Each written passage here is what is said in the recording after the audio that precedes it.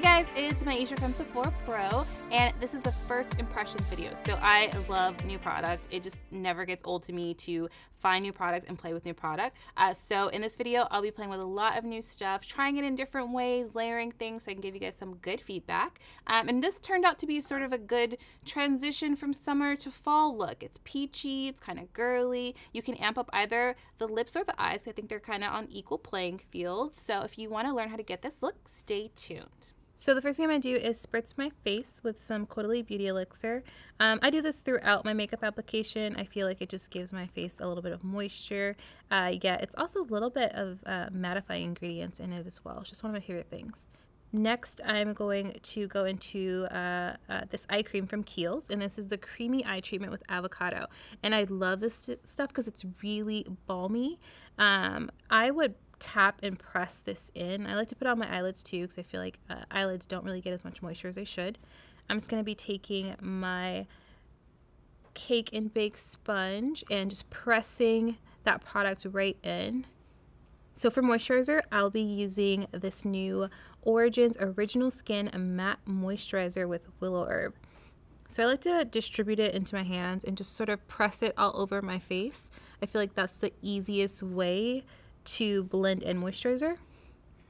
So I'm just prepping my face with the Fenty Beauty Soft Matte Pro Filter primer, and this is a mattifying primer. I find that mattifying primers, because they have powders in them, tend to work best when you rub them and sort of warm them up and then press them into the skin as opposed to swiping it against the skin. So that's what I'm doing here, just kind of warming it up and pressing it into the skin. And I'm super excited about the Fenty launch, so I really wanted to play with the foundation a little bit more. So my exact color match in the Pro Filter Soft Matte Foundation is 370. So I'll be applying that all over with my Sephora Pro Core Diffuser Angled Brush, number 95. I like this brush because it's almost like a little beauty blender on a stick. You can buff, you can press, you can use the tips of it just to do little tiny blemishes and whatnot. It's just really been my go-to over the past few months. And because I just, this is a first impressions video, I really want to try the product and see how it blends and how it wears.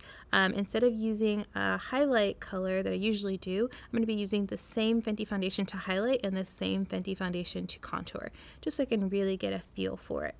And my highlight color was 290 and my contour color was 430. And they're all in the same undertone. I think that's really important when you're thinking about highlight and contour. Just keep it in the same undertone and it's all going to blend into your skin. So I played with this foundation a little bit over the past few weeks, and I'm just really liking how matte it is, and it covers really well. I could also see this working as a concealer with a smaller brush because it does cover so well, so you can keep that in mind too. I like to use foundation for my highlight and contour because I feel like if it's a formula that works for my oily skin, I just want to use that consistently throughout. I will be going in with a Kevin Aucoin concealer, and this is the Etherealist concealer in shade number 5, which pretty much exactly matched my skin. So I'm just blending it in with the Pro Concealer Brush number 71. I like this brush because it has a little bit of a slant on it, so it fits really nicely underneath my eye, and it's big enough that I can really cover some things if I really need to. So I'm just pressing it in with my sponge. I like to use 2 different tools just because I feel like I get a better blend that way. So now that I've highlighted, I like to highlight first. I'm going in with a darker shade of foundation and just going ahead and blending that with my angled brush, number 49. And this is the Fenty foundation still, just different shades. I really want to play with it, and it's blending really nicely. Sometimes matte foundations that dry down to this sort of waterproof finish in a way can not always blend easy, but I found this blended really easily. So I'm just laying it down, and then I'm going to go in and blend it. I really like to sort of blend it all over, almost like a bronzer. I feel like it gives my face a little bit more depth. Whenever you wear a full coverage foundation, you lose a lot of depth, and sometimes you kind of have to repaint that picture, so to speak. And something I like to do too when I'm contouring is using the same tool that I use for foundation, just kind of go over everything and make sure the edges are seamless. So again, I'm using my Core Diffuser brush and just going in there and softening everything. I find that it works really well that way. Okay, so now I'm using the BECCA Soft Light blurring powder. I'm familiar with their original shade, which is more golden, and this is actually a pink shade, Pink Haze. So I obviously have very yellow undertones, so using something pink all over may sort of change my foundation shade, but what I did and what actually really worked really nicely for me is I just used it to sort of bake around my eyes and the center of my face. Because it's pink and it's brightening, the contrast actually gave me more brightening than it would if I were using a translucent powder or something that was yellow. And I mean, true to BECCA's form, like they do complexion so well, even though it's pink, it still blended really beautifully into my skin. So this gave it a really good boost of highlight. So I'm just doing this with my Pro Precision Blush Brush number 73, just to blend all over.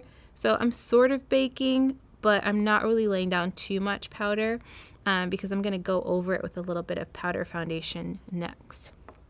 So anytime you do a highlight and contour or any type of complexion, if you're using a cream or liquid, you want to go over that cream or liquid with some type of powder. So normally I would just pretty much default to just using a contour powder or a bronzer, but since I use liquid, I'm going to set it with my Makeup Forever Artist Face Color in S400, which is this really beautiful sort of deep brown contour.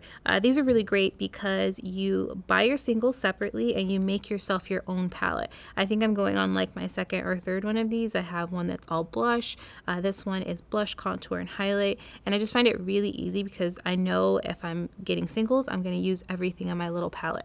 So now I'm just putting on a little powder foundation, and this is Laura Mercier CANDLEGLOW Sheer Perfecting Powder, and this is something that's not new to me. This is just something I've been using for a while. I like the fact that it keeps me matte all day, but it has a really, really glowy finish to it, and I'm just kind of using this to sort of blend in all the stuff that I did. And like I said, I'm just trying a lot of new things complexion wise, and I just want to see how everything layers. And I have a long day on set today, so I really want to make sure my makeup is set properly.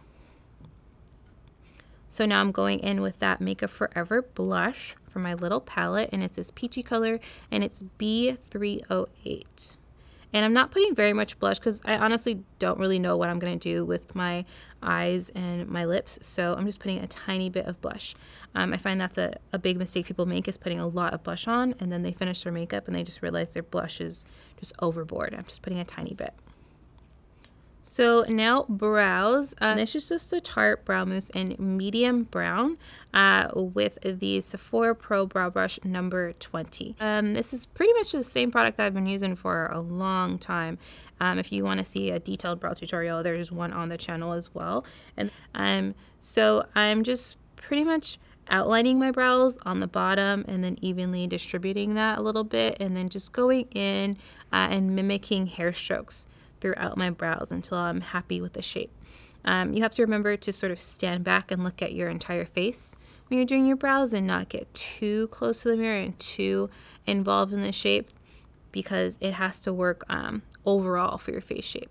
So sometimes I like to load the brush up with pomade and just literally stamp on little brow hairs.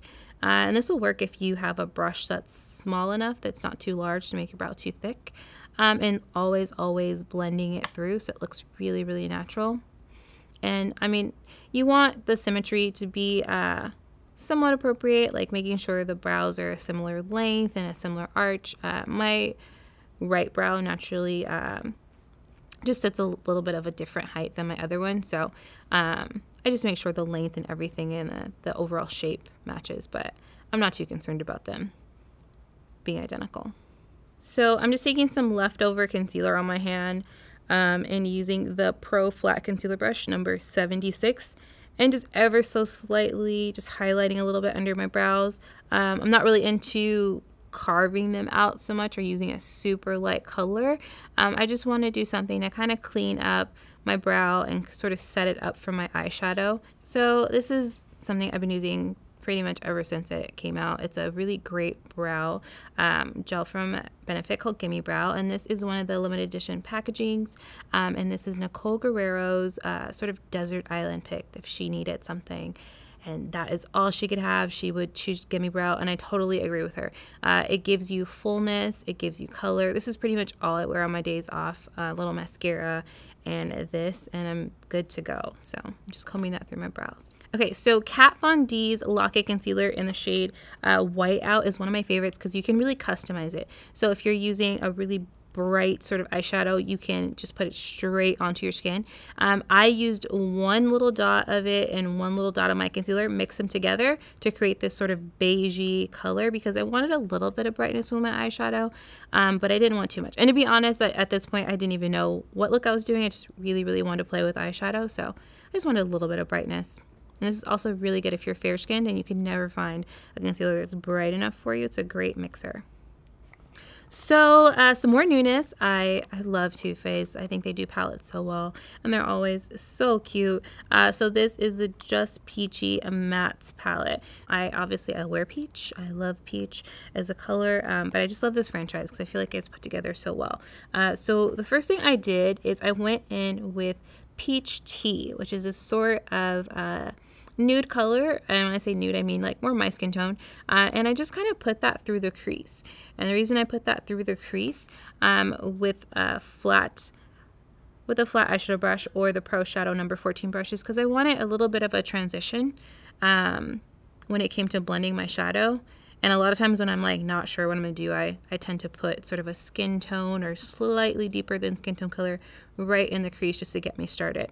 General rule of thumb with matte colors is start from lightest to darkest, and I kind of like did that backwards a little bit, but it's going to be much easier for you to start from lightest to darkest with matte shadows because they're just going to blend much easier. So I was really, really drawn to Peach Punch. Kind of matches my nails, kind of into that color. So what it did is, because it's more of a medium depth color, I kept it on the outer 2/3 of my eye. And I'm just building up that color a little bit. I wanted more of a wash of mattes because I knew my lips were going to be a little bit more dramatic. If you want your mattes to like really build, I would say pressing and tapping, sort of like I'm doing right now, is going to work really well for you. And if you want them to be more true to color, just add a little bit more of that brightening concealer or whatever eyeshadow primer you want to use. So now I'm taking the other side of the brush and I'm using Just Peachy. And this is still that flat eyeshadow brush. I'm taking Just Peachy and filling in the inner corner and sort of blending the two together. And Just Peachy is sort of like a light peach shade, I would say, on the light side. And they're sort of meeting in the middle and making this sort of sunset color. So same thing over here. When using matte shadows, especially ones that are really close to skin tone or very light, if you have watery eyes like mine, sometimes they disappear a little bit. So just packing on that shadow and pressing is going to really help you get a lot of pigment. So now I'm just going in with my Pro Blending Brush number 27 and just softening any edges. I'm kind of dipping into Peach Cobbler, which is sort of this like very orangey pinky brown. It's kind of hard to describe, and it's very soft, and I'm using that to sort of blend the crease and sort of create a little bit more smokiness. So now I'm going to add a little bit more definition to the outer corner, and I'm using Peach Tarte for that. And this one is like a pretty neutral medium dark brown, I would say. It's going to work for a lot of people. And I laid down the dark brown Peach Tarte with the Pro Bullet Crease number 86. Now I'm going back in with that Pro Blending Brush and just softening everything together.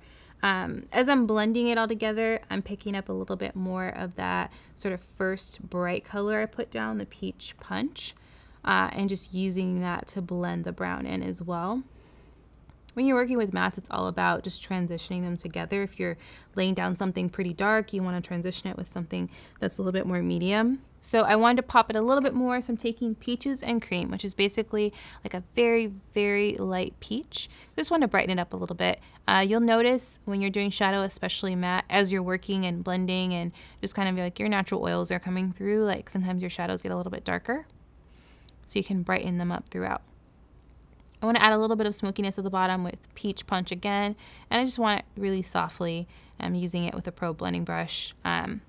I really like that dark circle look or sort of smoky look at the bottom, so the reason I'm using a blending brush is because it's soft and it's going to lay down the color in a smoky way.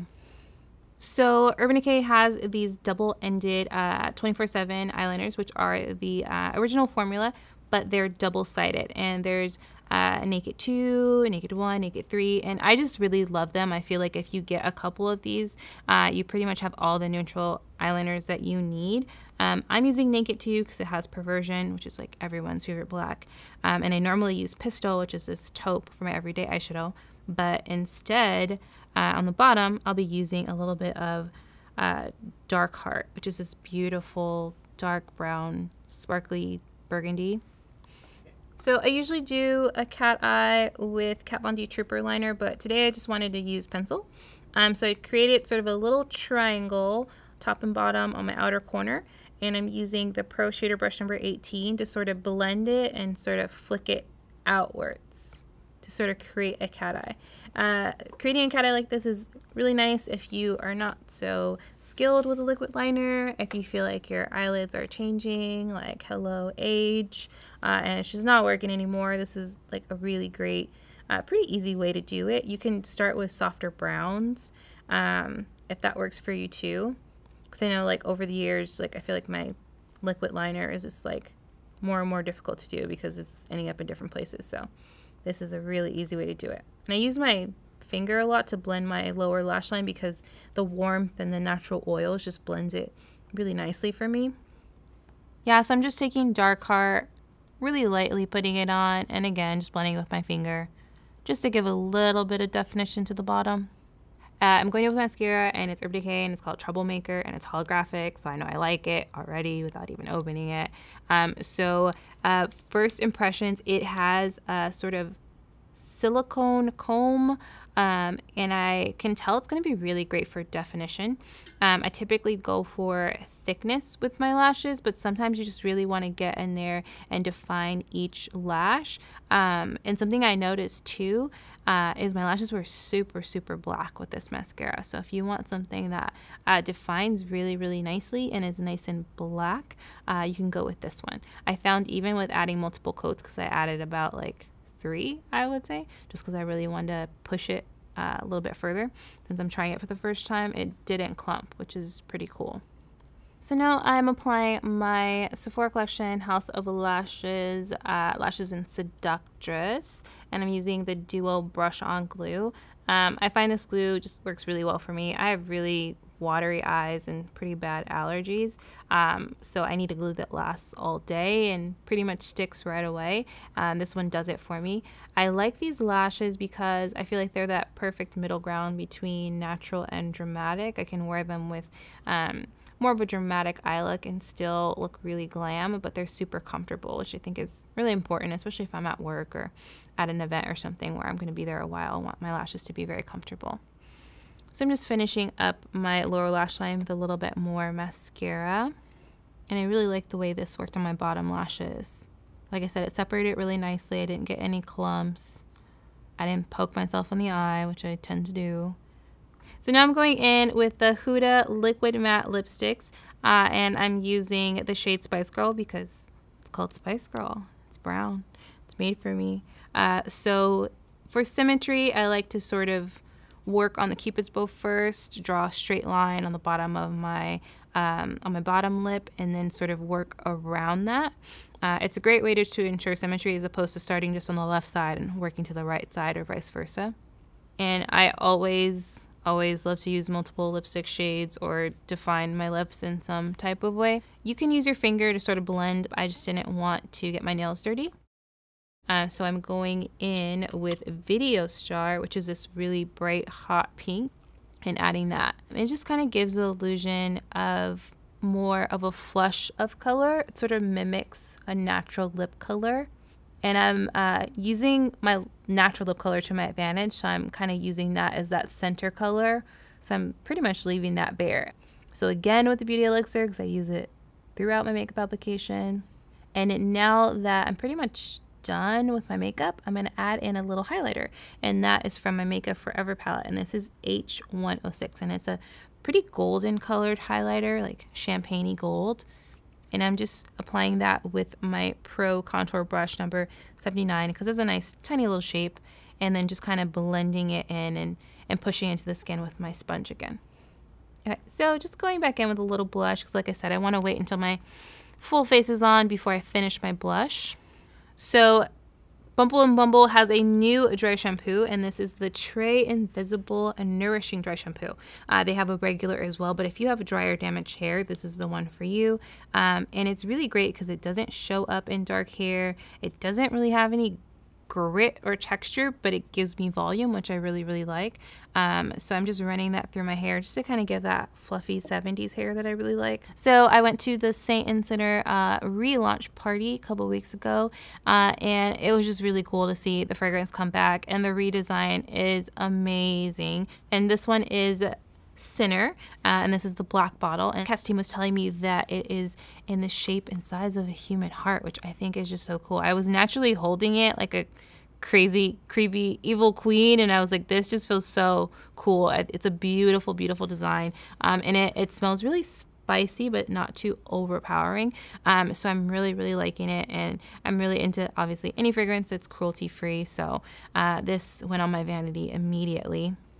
Okay, so there you go. If you guys like newness as much as I do, please let me know. If you have questions about the product, because there's some really exciting things that I used in this video, please just start a discussion below. And as always, make sure you subscribe to our channel so you get that little alert and ding when we pop up a new video. And until next time, guys, thank you.